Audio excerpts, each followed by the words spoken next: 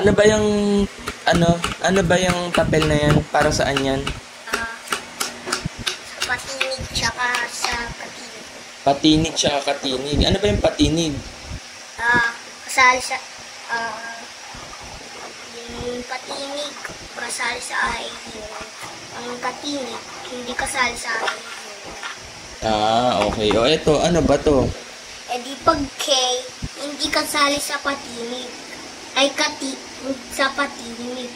Pag P, kasali sa patinig.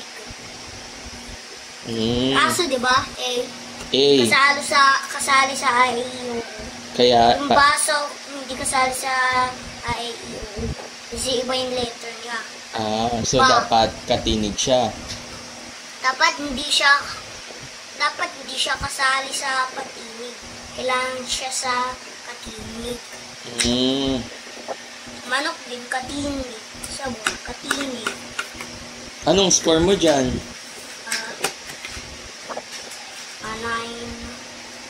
9/10. So, isang mali. Bakit na mali to? Ano nangyari dyan? Kala ko, nakalimutan ko kasi. Nakalimutan mo sagutan? Ano ba yan? Perfect na sana. Nakalimutan sagutan. O, next time, sagutan mo ha. Kumpletuhin ha.